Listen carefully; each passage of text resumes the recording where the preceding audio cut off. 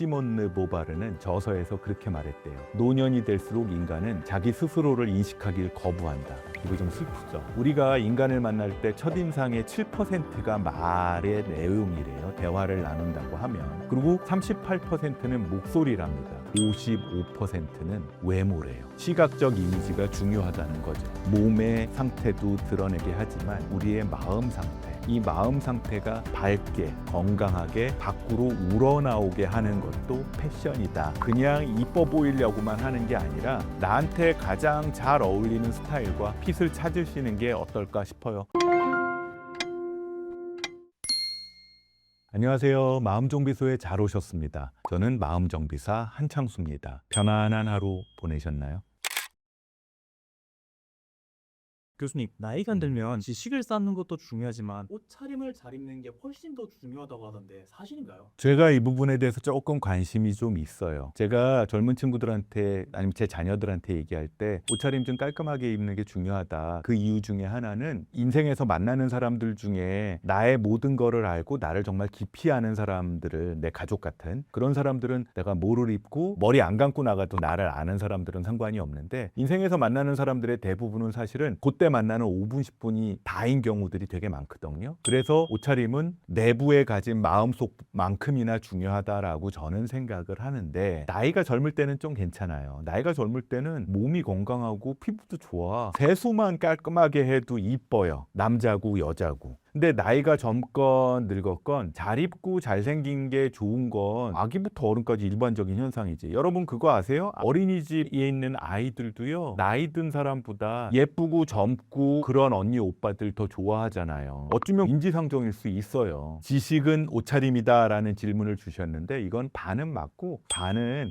조금 더 깊은 얘기가 있을 수 있겠다라는 생각이 듭니다. 우선 제가 관심이 있어서 관련 책들도 좀 읽어봤는데, 패션은 자기 테크놀로지라는 말이 있습니다. 철학자 중에 미셸 푸코라는 유명한 철학자가 이런 말을 했대요. 패션은 인간이 자신을 주체로 변형시키는 자기 테크놀로지의 구현이다. 말이 복잡한 것 같은데, 옷 입는 거는 그냥 단순히 덥거나 추운 거를 막기 위한 그냥 그런 것들이 아니고, 그냥 이뻐 보이려고만 하는 게 아니라 어떤 옷을 입느냐, 이거 자체가 어떤 나로 살 것이냐라는 거를 선언하는 거라는 얘기예요. 예를 들어서 내가 대중을 상대로 연설하는 데 가면서 작업복을 입고 가지는 않잖아요. 수영복을 입고 가지는 않잖아요. 얼마 전에 제가 봤던 영상에서 유명한 연예인, 작곡가, 음악인 중에 정재영 씨라고 있는데, 이분이 반바지 입고 비행기에서 내렸는데 유명한 되게 높은 어른을 만나서 인사하려고 그러다가 인사 안 하더라고요. 자기 옷차림이 너무 애기 같다고. 그 자리에 내가 어떤 모습으로 갈 것이냐라는 걸 정하는 게 자기 옷차림이라는 게, 패션은 자기 테크놀로지라는 말이잖아요. 그리고 두 번째 이유도 있습니다. 두 번째 이유는 메라비언의 법칙 때문이에요. 우리가 인간을 만날 때 첫인상의 7%가 말의 내용이래요. 대화를 나눈다고 하면. 그리고 38%는 목소리랍니다. 한성준 아나운서 같은 경우 목소리 되게 좋은 사람, 목소리의 중요성을 항상 설파하고 계시잖아요. 근데 그거보다 더 큰 게 55%는 외모래요. 시각적 이미지가 중요하다는 거죠. 사실은 우리가 아무리 말의 내용이 좋아도 보이는 게 좀 시원치 않으면 영상 잘 안 보는 분들 생각보다 있어요. 결국은 외모야 뭐 이런 얘기를 하는데, 그 정도까지는 아니지만 외모가 상당히 중요하다는 얘기예요. 적어도 관계의 초반까지는 시각적인 이미지가 중요하기 때문에 옷차림이 중요하다는 얘기입니다. 그리고 나이 들수록 사실은 이게 더 중요해지는 이유는, 젊을 때는 젊다는 사실 자체, 그 나이 자체가 가능성을 함유하고 있기 때문에 약간 정제되지 않은 외모를 가지고 있어도 그걸 우린 뭐라 그래요?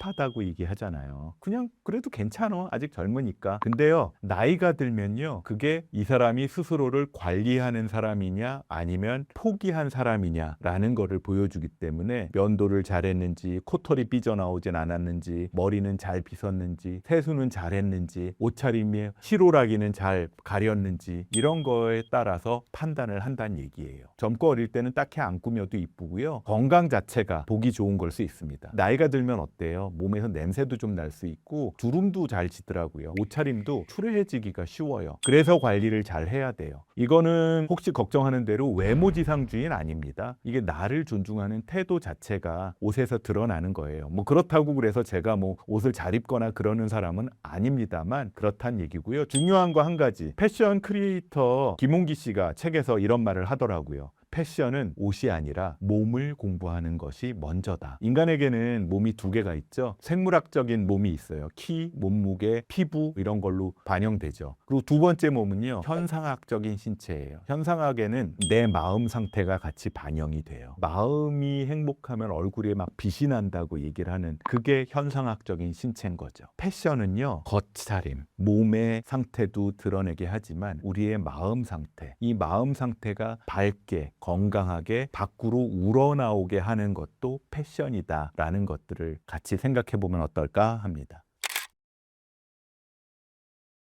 요즘 흔히 말하는 영포티 복장이 욕먹는 이유가 나이에 맞지 않는 복장을 입어서라는 의견도 있는데, 교수님은 이것에 대해서 어떻게 생각하시나요?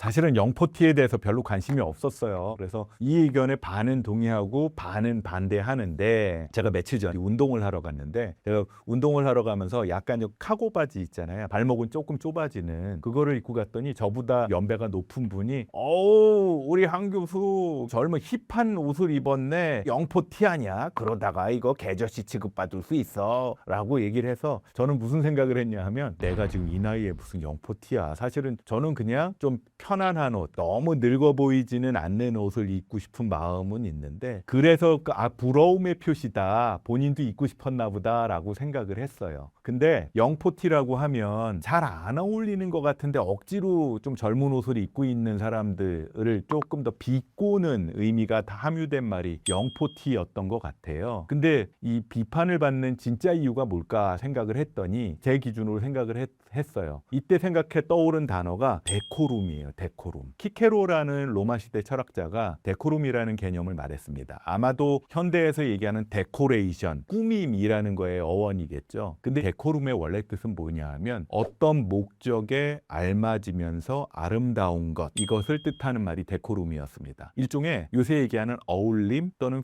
피팅의 철학이죠. 요새 핏이 잘 맞냐라는 얘기 하잖아요. 그게 데코룸의 이유인 거고요. 원래 키케로는 말, 웅변, 연설, 이걸 적용을 했죠. 연설가는 주제, 내용, 표현을 할 때 그 상대방, 듣는 이한테 맞게 그걸 잘 조율해야 된다고 얘기를 했습니다. 패션에서도 마찬가지죠. TPO를 맞춰야 된다 그러잖아요. 시간과 장소, 상황에 맞춰서 옷을 입고 나타나야 된다는 얘기예요. 등산 가는데 미니스커트 입고 나타나진 않잖아요. 그렇다고 연설하는데 연설가가 반팔에 티셔츠만 입고 나타나도 또 뭐라 그러잖아요. 뭐라 그러진 않지만 좀 어색하잖아요. 그거를 맞춰야 되는데, 영포티가 비판을 받는 이유가 그러지 않아야 될 때 그런 거 입고 나타나는 거지. 이게 사실은 이해되는 측면도 있어요. 영포티들 50대 이상, 60대, 심지어는 70대도 젊은 시절의 옷을 입고 나타나는 경우들이 있습니다. 사실은 20대 스타일의 옷이 40대 이상에게 어울리지는 않겠죠. 한 십수년 전의 뉴스들을 보면 일본의 70대 노인들이 과거 본인들이 20대 때 유행했던 옷들, 그걸 입는 게 유행이라는 뉴스가 나온 적이 있었어요. 근데 그 시대는 어떤 시대였냐 하면, 일본이 제일 잘 살았던 시대예요. 버블 시대. 그 잘 살았던 시대에 잘 나가던 본인들의 힘과 젊음을 다시 한번 느끼고 싶어하는 심리적 표현일 수도 있겠죠. 그 돈 많았던 시절에 샀던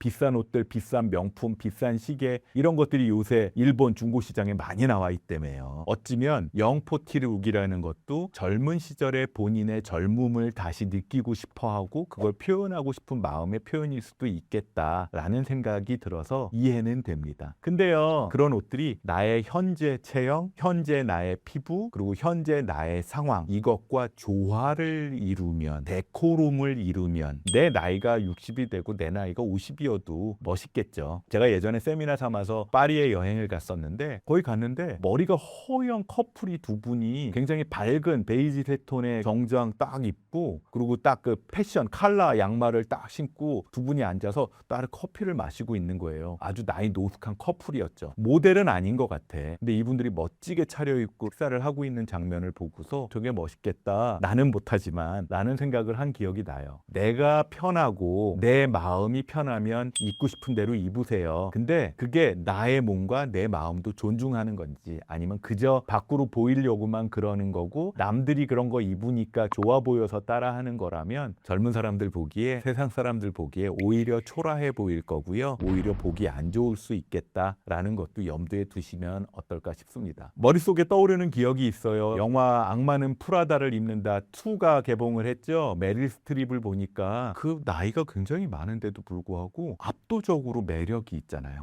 멋있어. 매력 있다보다 멋있어. 어찌면 옷이 그녀를 입는 게 아니고요. 메릴 스트립이 옷을 입으니까 멋있는 거예요. 그게 스타일이죠. 그 사람만의 핏이고. 이걸 뭐라 그랬어요? 메릴 스트립의 룩이 되게 좋은 거잖아요. 옛날에 햇번 룩 기억하시죠? 그런 것처럼 사람은 자신만의 스타일이 있습니다. 나한테 가장 잘 어울리는 스타일과 핏을 찾으시는 게 어떨까 싶어요. 저는 조금 너글너글하고 힙합 바지 뭐 이런 걸 입고 싶은 마음이 많아요. 나한테 안 어울려. 저는 그냥 재킷 입고 와이셔츠 입는 게 저한테 제일 어울리더라고요. 본인한테 맞는 스타일, 핏을 찾으시기 바랍니다. 첫 만남에 좋은 인상을 주려면 평소에 어떤 방식으로 옷을 입는 게 좋을까요? 지 좋은 대로 입으세요. 제가 드리는 팁이 몇 가지 있습니다. 한 가지만 말씀드리면 저 사람 스타일 좋다 할 때 그 스타일이라는 말의 어원을 아세요? 고대 로마인들은요. 어디 가서 사람들한테 지시사항을 공지하거나 뉴스를 알려줄 때 돌판, 서판에다가 왁스를 바른 다음에 거기다가 철필로 글을 썼대요. 그 철필의 이름이 스틸루스입니다. 스틸루스. 거기서 스타일이라는 말이 나왔답니다. 그래서 스타일이라는 말은 다른 사람들을 설득하는 기술, 수사학이라고 얘기하잖아요. 그것과도 연결이 된 거예요. 그래서 스타일이라는 말은 원래부터 나를 표현함으로써 상대방에게 전달하는 기술, 이걸 스타일이라고 얘기를 한 거죠. 이생 로랑이 이런 말을 했다고 합니다. 유행은 사라지지만 스타일은 영원하다. 팁 첫 번째입니다. 깔끔함이 스타일을 이긴다. 아무리 비싼 옷도요, 구겨져 있고 그냥 핏이 막 엉망이면 싸 보여요. 반대로요, 그 저렴한 옷도 그 사람한테 맞게 깔끔한 상태로 잘 맞으면 고급져 보여요. 핵심이 뭘까요? 핏과 청결함입니다. 왜 그 오띠꾸띠루, 이게 최고인 이유, 그 프랑스 패션의 이름이잖아요. 오뜨꾸띠르라고 얘기하는 거. 이게 원래 뜻은 최고의 바느질이라는 뜻이래요. 몸에 잘 맞게 바느질을 했다는 뜻이죠. 깔끔함이 중요합니다. 두 번째, 칼라수를 줄이면 세련돼 보여요. 젊게 보인다고, 멋있어 보인다고 컬러풀하게 이것저것 코디하는 분들 많이 있으세요. 그것도 어울리는 사람이 어울리더라고요. 3가지 색 이내로 코디를 하면 비교적 정돈된 느낌이 나는 것 같아요. 그래서 첫 만남 때는 과하게 개성을 드러내기보다는 정돈된 인상을 보이는 게 어떨까 합니다. 세 번째 팁입니다. 깨끗한 신발 그리고 깔끔한 가방이 전체 인상을 결정하는 것 같아요. 제 클리닉에 오시는 분들 중에 심지어는 거의 1년이나 클리닉에 상담을 오신 어르신인데, 가시면서 마지막 상담을 하시면서 저 만나서 되게 좋았다고, 근데 제 신발이 항상 깔끔해서 좋았다라는 얘기를 하고 가시더라고요. 저 깜짝 놀랐어요. 사실 신경도 안 썼거든요. 신발이 깔끔하면 그 사람 자체가 깔끔해 보이는 걸 느끼는 사람들이 있는 거예요. 그리스에서 신발이라는 게 의미를 아세요? 고대 철학자 그 플루타르코스가 이런 얘기를 했대요. 신발을 안 신는 것은 노예의 표시다. 반대로 신을 신는다는 것은 네 앞에 놓인 길을 스스로 걸을 수 있는 자유로운 존재라는 뜻이라는 거죠. 첫 만남에서 깨끗한 신발은요, 단순한 패션은 아니에요. 나는 내 길을 파악해서 스스로 정돈해서 사는 사람이라는 무언의 선언일 수 있다는 거죠. 이 3가지 팁 한번 적용해 보시면 어떨까 합니다. 교수님, 그렇다면 마지막으로 나이가 들어도 품위 있어 보이는 방법 3가지만 알려주실 수 있을까요? 이거 제가 요새 고민 많이 해요. 저도 이제 나이가 들어가서 나이가 들어도 잘생겨 보이고 이뻐 보이고 멋있어 보이긴 힘든데 좀 품위는 좀 있어 보여서, 나이 들어서 왜 저 왜 그래? 그러면서 낄끼빠빠 잘해야 된다 그러잖아요. 끼어야 될 때 끼고 빠질 땐 빠지는 게 어티튜드로는 되게 중요한데, 그런 말을 이렇게 쫙 찾아보다 보니까 시니어 시크라는 말이 있더라고요. 원래 시크라는 말, 저 사람 되게 시크한데 멋있어 라는 얘기를 하는데, 그 어원을 보면 시크라는 말은 원래 독일어에서 나왔대요. 추스르고 정리한다라는 시크에서 나왔다고 합니다. 근데 비슷한 말이 이태리에도 있어요. 이태리 르네상스 시대의 궁정인들, 뭐 피렌체 뭐 이런 데죠. 여기서는요, 스프레차투라라는 말을 최고의 미덕으로 심었대요. 말이 복잡한데 우리말로 얘기를 하면 모든 말과 행동이 노력 없이 마치 저절로 이루어진 것처럼 보이게 하는 기술. 무슨 얘기냐면 꾸안꾸. 안 꾸민 것 같은데 꾸민 거야. 신경도 안 쓴 것 같은데 멋있어. 그게 시크한 거죠. 우리가 시크하다고 얘기할 땐 어우 저 친구 그냥 무심한데 머리 툭 그냥 한 바퀴 툭 털은 것 같은데 그냥 헤어스타일 좋네. 옷도 그냥 아무거나 입은 것 같은데 딱 떨어지네. 그게 시크한 거잖아요. 무심한 듯하지만 세심하고 유유자적하지만 능숙한 거. 노인들, 어른들, 중년기 이후의 성인들은 아무렇게나 머리 털고 아무렇게나 옷 입으면 안 돼요. 근데 신경을 써서 무심해 보이긴 해야죠. 이게 품위일 수 있습니다. 그래서 시니어 시크라는 말은 뭘까요? 책에선 이렇게 얘기합니다. 옛날 보바르 부인이라는 시몬느 보바르는 저서에서 그렇게 말했대요. 노년이 될수록 인간은 자기 스스로를 인식하길 거부한다. 이거 좀 슬프죠. 노인 되면은 그냥 어렵다는 얘기잖아요. 근데 그보다 더 오래전 시대, 로마 시대의 키케로는 이렇게 얘기를 했대요. 노년에는 스스로 싸우고 내 권리를 지키고 마지막 숨을 거두기까지 스스로를 통제하려 할 때 존중받을 것이다. 사실은 현대의 노인들이 이렇잖아요. 시니어 시크라는 건 특정 트렌드에 구속되지 않는 미적 감각인 거예요. 세월을 간통하는 미감인 거죠. 그 무슨 얘기냐? 내 나이 자체가 내 트렌드인 거예요. 그럼 뭐가 벌어질까요? 오히려 젊은 사람이 나의 트렌드는 따라올 수 없다는 얘기죠. 나의 품위는 젊은 사람들이 따라올 수 없어요. 그러기 위해서 팁을 몇 가지 드릴게요. 첫 번째 팁, 자세를 바로 잡습니다. 어깨를 펴고 어깨 움츠리지 말고 툭 떨어뜨리는 이런 것만으로도 10년은 젊어 보여요. 품위는요, 얼굴에서 나오는 게 아니라 몸의 태도에서 나옵니다. 야, 이 사람 태가 난다 라고 얘기를 할 때 그 태라는 한자, 마음심에 능력이 결합돼 있어요. 말 그대로 막힘없이 마음의 힘으로 수월하게 일을 하는 상태, 자신감이란 뜻이잖아요. 좋은 자세는 좋은 태를 만들고요. 좋은 태는 품위를 만들어 갑니다. 두 번째 팁입니다. 말의 속도를 좀 늦추세요. 그리고 삶의 여백을 만드시기 바랍니다. 품위 있는 사람들을 보면요, 공통적으로 급하지가 않아요. 프랑스 문학가 발자크도 우아함을 이렇게 정의했답니다. 옷뿐만 아니라 언어의 정확성, 발걸음, 교양 수준, 이런 작은 내적 자질을 합한 태도의 과학이다라고 얘기를 했답니다. 말은 천천히 그렇지만 분명하게 하세요. 어쩌면 그것이 여러분이 가진 지성과 여유를 아주 효과적으로 동시에 보여줄 것입니다. 팁 세 번째입니다. 뺄셈의 과학을 쓰세요. 샤넬이 그런 얘기를 했대요. 샤넬 아시죠? 샤넬.